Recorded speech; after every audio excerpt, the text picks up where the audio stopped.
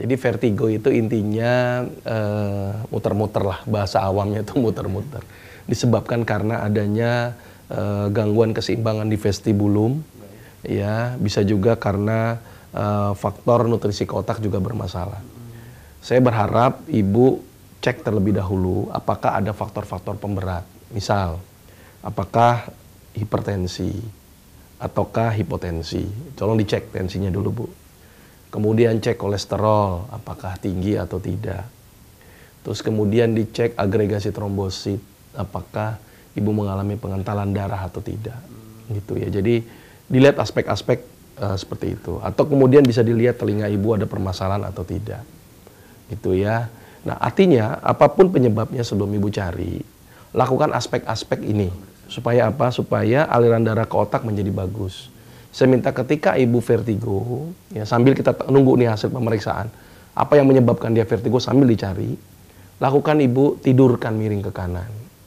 Sebelum tidur minumkan madu. Tujuannya biar apa? Supaya ada asupan glukosa dulu. Gitu ya. Terus kemudian kalau misalnya ibu pengen misalnya herbalnya apa contohnya, tadi tergantung dari penyebab. Tapi minimal kalau ibu mau berilah dia pegagan sebenarnya, karena pegagan berfungsi sebagai vasodilator otak. Ya, silakan itu diberikan sambil kita cari penyebabnya apa. Karena obat-obat seperti apa sih betahistin gitu ya, golong mereknya mungkin Mertigo atau apa ya Merislon dan sebagainya, itu hanya mengurangi gejala saja. Tapi ketika obat itu habis, kadang-kadang muncul lagi dan muncul lagi. Masalah saya cari dulu penyebabnya. Kenapa vertigo? Jangan-jangan ibu stres juga, bisa jadi itu menjadi salah satu faktor pemicu timbulnya vertigo. Sambil menunggu, lakukan tadi.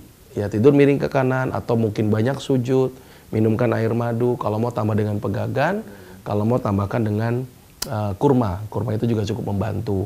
Tapi artinya kita harus tahukan dulu penyebabnya apa. Dan itu harus dicari. Karena vertigo itu hanya aspek gejala dari sebuah penyebab utama. Maka itu saya berharap carilah penyebabnya terlebih dahulu supaya nanti penanganannya juga komprehensif.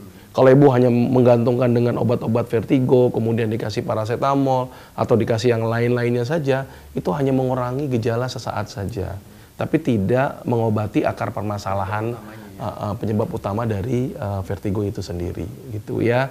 Dan biasanya vertigo ini memang sering terjadi pada orang-orang yang sudah mulai tua kadang-kadang, disebabkan karena beberapa hal ya, daya elastisitas pembuluh darah gitu ya, kemudian keseimbangan, penurunan fungsi pendengaran, penglihatan dan sebagainya.